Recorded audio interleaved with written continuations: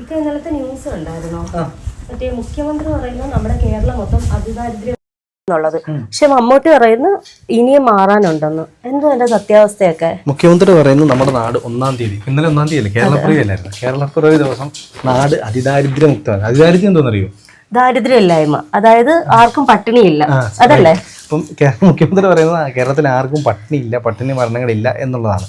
ഇപ്പം മമ്മൂട്ടി അദ്ദേഹം പറയുന്നു കേരളത്തിൽ ഇപ്പോഴും ദാരിദ്ര്യം മാറാനുണ്ട്. അതിദാരിദ്ര്യം മാത്രമേ മാറിയുള്ളൂ, ദാരിദ്ര്യം മാറാനുണ്ടോ? സംഭവം മനസ്സിലായോ?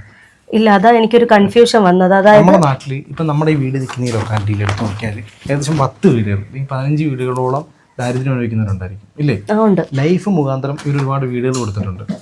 ലൈഫ് മുഖാന്തരം വീട് കിട്ടാത്ത ഒരുപാട് പേര് നമ്മുടെ നാട്ടിലുണ്ട്. അപ്പോൾ തന്നെയാണ് നമ്മുടെ ഈ വയനാട് പോലുള്ള പ്രദേശത്ത് ഉരുൾപൊട്ടൽ നടന്ന് അവർക്ക് ഒരുപാട് പേർക്ക് വീട് കോടിക്കണക്കിന് രൂപ കിട്ടിയത്. കോടിക്കണക്കിന് രൂപയാണ് അവർക്ക് കിട്ടിയത്. അവർക്ക് വീടിനെന്തോ പദ്ധതിയോ മറ്റോ ഒക്കെ ഇല്ലായിരുന്നു? പദ്ധതി ഉണ്ടായിരുന്നു, ഒരുപാട് പദ്ധതി ഉണ്ടായിരുന്നു. പക്ഷെ അവർക്ക് ആർക്കും വീട് കിട്ടിയില്ല. ഒരുപാട് നമ്മുടെ ഈ ആദിവാസി മേഖലകൾ, അട്ടപ്പാടി പോലെയുള്ള ആദിവാസി മേഖലകൾ, അതുപോലെ ഈ പത്തനംതിട്ട ഭാഗത്ത് അങ്ങോട്ട് പോകുമ്പോൾ ലാഹ അങ്ങനെയുള്ള ആദിവാസി മേഖലകളിലൊക്കെ ഇപ്പോഴും പട്ടിണിയുണ്ട്. അത് മാത്രമല്ല, ഈ ഇടയ്ക്ക് ഞാൻ ചെയ്തൊരു വീഡിയോ ഇല്ലേ, അതിദാരിദ്ര്യമായ 7 സ്ത്രീകൾ താമസിക്കുന്ന വളരെ ദാരിദ്ര്യം അനുഭവിക്കുന്ന ഒരു കുടുംബം. അങ്ങനെ ഒരുപാട് പേര് നമ്മുടെ നാട്ടിലുണ്ട്. ഈ ദാരിദ്ര്യം കാണാതെ അതിദാരിദ്ര്യമുക്തം എന്ന് ഒരു പ്രഖ്യാപനം നടത്തിയെന്ന് മാത്രമേ ഉള്ളൂ.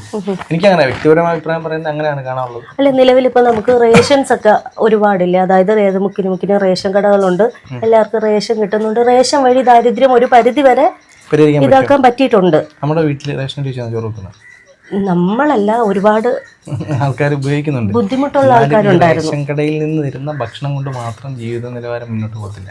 അതുകൊണ്ട് മാത്രം പട്ടിണി ഓക്കെയാണ്, പട്ടിണി ഇല്ല എന്നുള്ള സത്യമാണ്. കേരളത്തിലുള്ളപ്പോൾ ഒരു സഹായിക്കാൻ, ഒരു ആരോഗ്യസ്ഥിതി മോശമായ അല്ലെങ്കിൽ തീരെ പട്ടിണി അനുഭവിക്കുന്ന ഒരാളെ നമ്മളിൽ ആരെങ്കിലും പോയി സഹായിക്കും. മറ്റ് സംസ്ഥാനങ്ങളിൽ അങ്ങനെ ഇല്ല. അതുകൊണ്ട് തന്നെ അതിദാരിദ്ര്യമായ ആൾക്കാരില്ല. പക്ഷേ ഇപ്പോഴും ചോർന്നൊലിക്കുന്ന കെട്ടിടങ്ങളും ഇപ്പം പുറംപോക്കിലും ഇപ്പോൾ ആ 7 സ്ത്രീകൾ താമസിക്കുന്ന വീട്ടിൽ ഒരു നല്ല ഒരു ശൗചാലയം, ബാത്റൂം പോലും ഇല്ല എന്നുള്ളത് വളരെ സങ്കടമല്ലേ?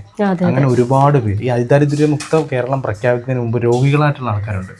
നമ്മുടെ ഫേസ്ബുക്ക്, ഇൻസ്റ്റയൊക്കെ തുറന്നാൽ നിങ്ങൾ ആദ്യം വരുന്ന റീല് എൻ്റെ അച്ഛന് വയ്യ, എൻ്റെ അമ്മയ്ക്ക് വയ്യ, എൻ്റെ മക്കൾക്ക് വയ്യ, അവരാരെങ്കിലും സഹായിക്കണമെന്ന റീലുകളാണ്. അപ്പോൾ നമുക്കെല്ലാം സങ്കടം ആ റീല് കാണുമ്പോൾ. ഞങ്ങൾക്ക് ചികിത്സിക്കാനുള്ള സാമ്പത്തികം ഇല്ല എന്ന് പറഞ്ഞ് ക്യാൻസർ രോഗികൾ, അതുപോലെ തന്നെ ഒരുപാട് വൃക്ക രോഗികൾ.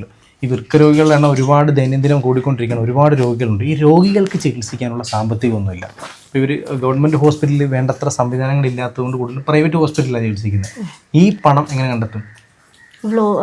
വ്ലോഗ് ചെയ്തോ മറ്റൊക്കെ അല്ലേ, വീഡിയോ ചെയ്യുന്നതിലൂടെ ഓരോ ആൾക്കാർ നമ്മളെ പോലെ ഇത് കണ്ടുകൊണ്ടിരിക്കുന്ന ഒരുപാട് പേര് സഹായിച്ച് ഒരു വലിയ തുകയാക്കിയ ആണ് ചെയ്യുന്നത്. പക്ഷെ അങ്ങനെയുള്ള ഒരുപാട് രോഗികളെ സഹായിച്ചാൽ അവരുടെ രോഗികളുടെ പ്രശ്നങ്ങളും കൂടി പരിഹരിച്ചെങ്കിൽ മാത്രമേ അവരെ ഒരു വീഡിയോയ്ക്ക് മുമ്പിൽ ഇങ്ങനെ നിർത്തുക എന്നുള്ളതാണ് ഒരു ഗതികേട് ഒരു നാടിൻ്റെ. അതെ, മുഖം കാണിക്കുക എന്നുള്ളത് ഒരു വലിയ ഗതികേട് തന്നെയാണ്. അപ്പോൾ അവരുടെ കുടുംബത്തിൻ്റെ ദാരിദ്ര്യം ഒരു ക്യാമറയ്ക്ക് മുന്നിൽ വന്നിട്ട് അവർ പറയുകയാണ് ഞങ്ങൾക്ക് വളരെ ഗതികേടാണ്, എൻ്റെ മകൾക്ക് വയ്യ, മകന് വയ്യ, നിങ്ങൾ ആരെങ്കിലും സഹായിക്കണമെന്ന് പറയുന്ന വളരെ ഗതികേടാണ്. ആ ഗതികേടൊന്നും മാറുന്നോ അന്ന് ഈ ദാരിദ്ര്യമുക്ത കേരളം എന്നുള്ളൊരു പ്രഖ്യാപനത്തിന് പ്രസക്തിയുള്ളൂ. അപ്പോൾ ഭക്ഷണ ദാരിദ്ര്യം അല്ല, മെയിൻലി ഈ ഹോസ്പിറ്റല്, ഭക്ഷണം, പാർപ്പിടം, വസ്ത്രം, ഈ 3 കൂടെ ചേർന്നെങ്കിൽ മാത്രമേ എന്താകത്തുള്ളൂ, ഒരു നല്ലൊരു കുടുംബം ബിൽഡ് ചെയ്യാൻ പറ്റത്തുള്ളൂ. ഈ കുടുംബം ബിൽഡ് ചെയ്തത് വിദ്യാഭ്യാസം. നമ്മുടെ നാട്ടിലുള്ള റോഡുകൾ നല്ല റോഡുകളുണ്ട്, ഇല്ലേ? പക്ഷേ റോഡുകളിൽ കൂടി വാഹനപ്പെരുക്കം കാരണം പൊല്യൂട്ടഡ് ആണ്. ഒരുപാട് പ്രശ്നങ്ങൾ നമ്മുടെ നാട്ടിൽ അനുഭവിക്കുന്നുണ്ട്. കുഞ്ഞുങ്ങൾ ഇപ്പം ബൂട്ട്സ് ഇല്ലാത്തത് കൊണ്ട് സ്പോർട്സ് മേഖലയിൽ ക്ഷോഭിക്കാൻ പറ്റാത്തൊരു കുഞ്ഞിൻ്റെ വാർത്ത കണ്ടിട്ടുണ്ടായിരുന്നു. ഞാൻ കണ്ടിരുന്നു. ബൂട്ട്സ് ഇല്ലാത്തത് കൊണ്ട് ആ കുഞ്ഞിന് ക്ഷോഭിക്കാൻ പറ്റാത്തപ്പോഴാണ് കോടികളും ചിലവാക്കി മെസ്സിയെ കൊണ്ടുവരാൻ പോകുന്നത്. മെസ്സിയെ കൊണ്ടുവന്നിട്ട് ഇവിടെ ഒരു സ്പോർട്സ് തരംഗം സൃഷ്ടിക്കുമെന്ന് പറയുന്നവരാണ് ബൂട്ട്സ് ഇല്ലാത്തതിൻ്റെ പിന്നിൽ ഒരു കുഞ്ഞ് ഇപ്പോഴും തെരുവിൽ കിടന്ന് അപേക്ഷിക്കുകയാണ്, എനിക്ക് ആരെങ്കിലും ഒരു ബൂട്ട്സ് വാങ്ങി തരുന്നത്. അങ്ങനെ പോലും പോക്കില്ല എന്ന് പറയാം. അങ്ങനെ പോലും പോക്കില്ലാത്ത ഒരു സ്റ്റേറ്റിലെ ചില കാര്യങ്ങൾ, ഇത് വ്യക്തിപരമായ അഭിപ്രായം മാത്രമാണ്, മറ്റുള്ളവർക്ക് ഇതിനകത്ത് രാഷ്ട്രീയമൊന്നുമില്ല, അതായത് രാഷ്ട്രീയം കലർത്തിയിട്ടൊന്നുമല്ല പറയുന്നത്. അങ്ങനെയുള്ള സിറ്റുവേഷനിൽ ഒരു മാറ്റം വരണം, ഇല്ലേ? തീർച്ചയായിട്ടും. നമ്മുടെ നാട്ടിൽ പ്രധാനമായിട്ടും മാറേണ്ട 3 കാര്യങ്ങൾ എന്തൊക്കെയാണ്? ഒന്ന്, വിദ്യാഭ്യാസ മേഖലയിലുള്ള കാര്യങ്ങൾ ഉണ്ടാവണം. ഗവൺമെന്റ് ഹോസ്പിറ്റലുകളിലെ ഒരുപാട് അഴിമതികൾ എന്ന് വെച്ചാൽ ഇപ്പം തന്നെ നമ്മൾ നിരവധി വാർത്തകൾ കാണുന്നുണ്ട്.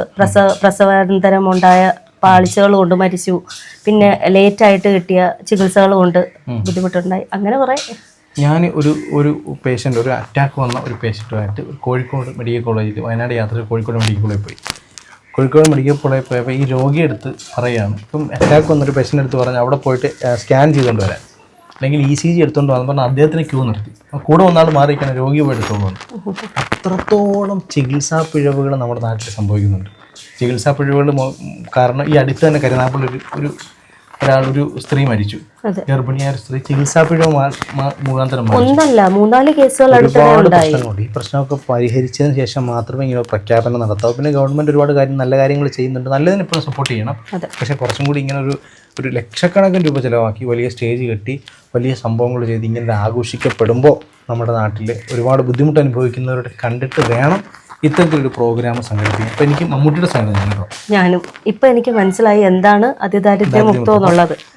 മമ്മൂക്ക എന്നുള്ള മഹാനടൻ പറഞ്ഞതിനോട് പൂർണ്ണമായിട്ട് യോജിക്കുന്നു. ആ വേദിയിൽ വന്നിട്ട്, ഈ അതിദാരിദ്ര്യമുക്ത വേദിയിൽ വന്നിട്ട് മമ്മൂട്ടി പറഞ്ഞത് കേരളം ഇനിയും ദാരിദ്ര്യമുക്തമാവാനുണ്ട് എന്ന് പറഞ്ഞതിനോട് മമ്മൂക്കായുടെ ഒരു ബിഗ് സല്യൂട്ട്. അതെ, നിലപാടായിരുന്നു.